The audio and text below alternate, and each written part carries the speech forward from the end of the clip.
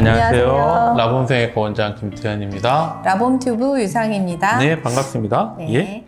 오랜만이에요, 원장님. 네. 네. 저희 예전 컨텐츠 중에서 그 성형 중독에 대해서 한번 다뤄본 적이 있었는데요.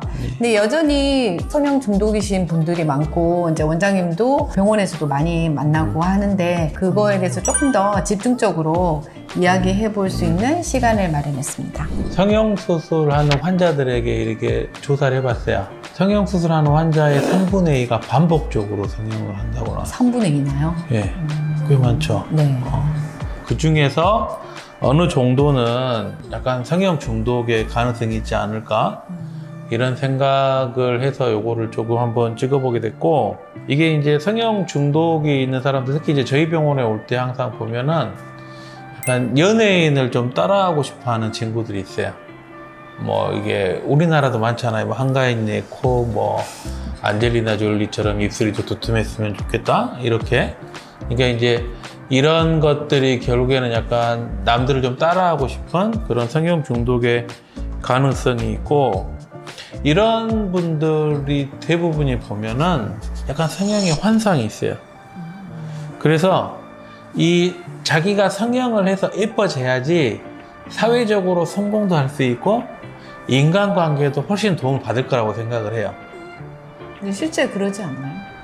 그러니까 이제 그게 사실은 조금은 네. 문제인 거죠. 그러니까 이게 중독이 되면 안 되는데 어떤 만족을 하지 못하는 거죠. 그리고 원장님이 생각하시는 성형 중독이라는 거는 어떤 걸까요?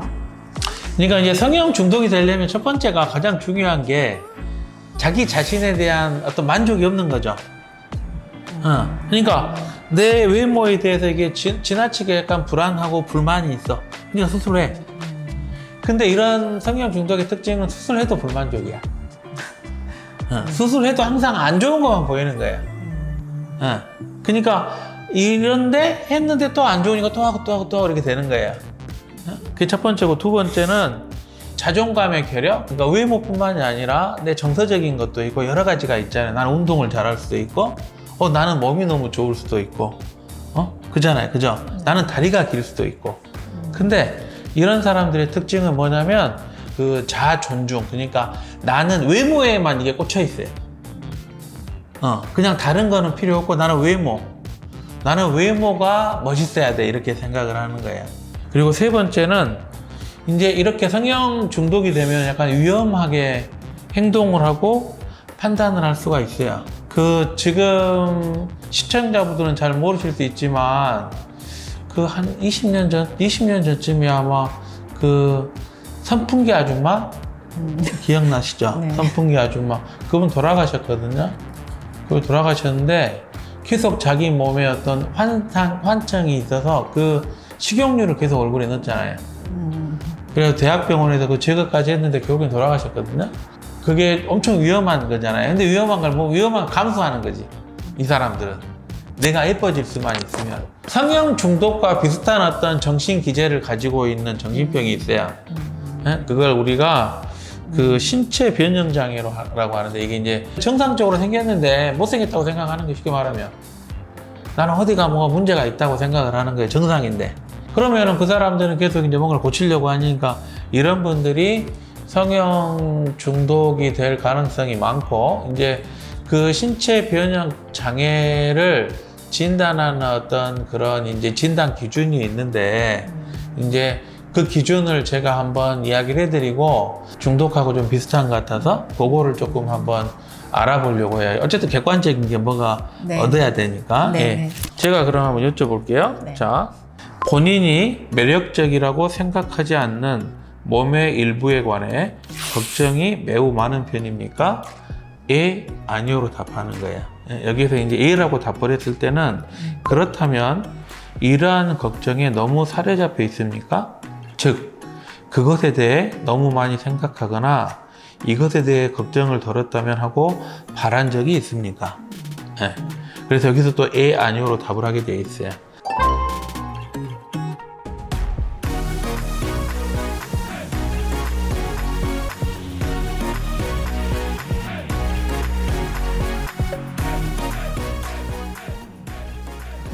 그래서 결과적으로 네. 대표님은 없어. 네, 없어요. 네. 지극히 정상이고.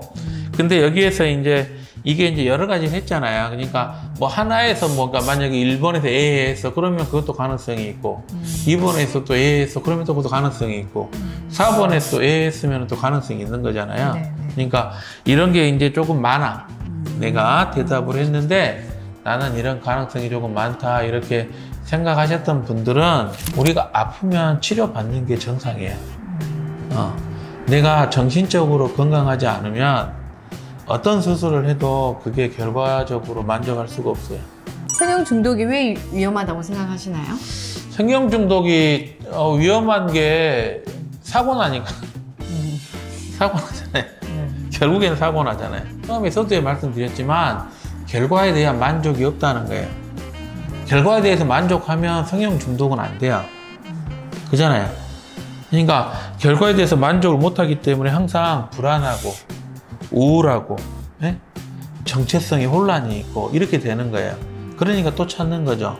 이제 이런 문제가 있고 두 번째가 이제 아까 제가 이야기했던 대로 신체적으로 합병증, 부작용 이런 것들이 발생할 수가 있고 세 번째로는 아까도 제가 이야기를 했지만 가족이나 사회에서 약간 갈등이 생기죠.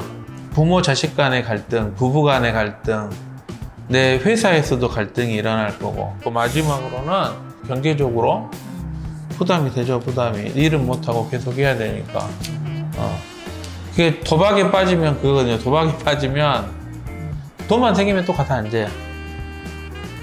성형도 도박이랑 그거야. 비슷하다고 생각하시는 거예요? 어쨌든 중독은 비슷한 거죠. 중독은 뇌에서 문제가 있으니까 도박 중독이 마약보다 훨씬 더 세다고 그러잖아요. 그 중독성이.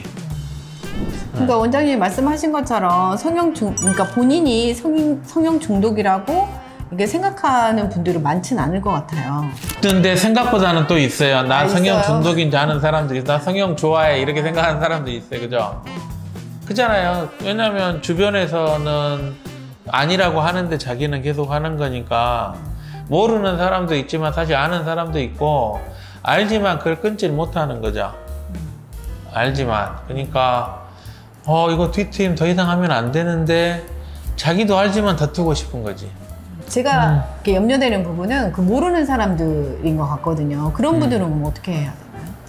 그러니까 주변에서 이제 이렇게 가족들이 사실은 해야지. 그러니까 우리나라는 감기 걸리면 내과에 가야 되고 이비인후과 내과, 그죠?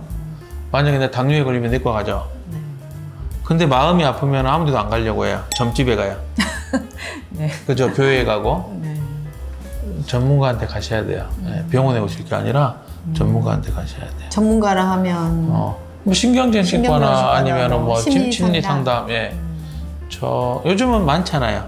그렇죠. 요즘은 문턱이 낮아졌으니까. 그러면은 이제 그 뭐 병원에 이제 가서 이제 전문가의 도움을 받아라 이렇게 말씀을 하셨는데 이제 그런 거 이외에 이런 성형 중독을 극복할 수 있는 다른 방법이 있을까요? 이제 스스로 할 수 있는. 그러니까 스스로 자기가 알아야 내가 병이 있다는 걸 알아야 되잖아요. 네. 그게 결국에는 환기도 해야 돼. 내가 성형 중독 저는 환자들한테 그러니까 한 1년만 끊어보실래요? 이렇게도 이야기를 해요. 그래서 저번에 저한테 너무 고맙다고 이야기했던 환자가 그 이후에 1년 끊고 나서 자기가 더 이상 안 하게 됐다고 해서 고맙다고 저한테 이야기한 적도 있는데 심리적으로 안정을 찾아야 되잖아요. 도박이 됐든 뭐가 됐든 이게 들어가 있으면 안 보이거든요. 이렇게 좀 뒤로 이렇게 더 뒤에 있어야지 약간 그렇죠. 바둑도 이렇게 훈수 둘 때 보면은 패가 보이는데 이렇게 안에 들어가 있으면 안 보이잖아요. 그러니까 약간은 좀 한 발짝 빼는 거 약간 환기. 자기의 정신을 환기해 줄 필요가 있고 그런 것 같으니까는 결국에는 이제 자기가 할 수 있는 거는 그거 말고는 없는 것 같고 두 번째 이제 전문가한테 가야죠. 뭐 전문가의 도움을 받아야 돼요. 예. 네. 오늘은 그 김태원 원장님과 성형 중독에 대해서 이야기를 나눠봤고요. 이제 오늘 뭐 성형 중독의 원인과 그다음에 내가 이게 성형 중독이 됐는지 안 됐는지 이제 알아보는 신체 변형 테스트. 그리고 이제 성형 중독이 왜 위험하고 극복하려면 어떤 방법으로 해야 되는지까지 설명해 주셨어요. 오늘 영상도 되게 유익한 영상이었습니다. 오늘 영상도 좋으셨다면 구독, 좋아요. 부탁드리겠습니다. 네, 감사합니다. 감사합니다.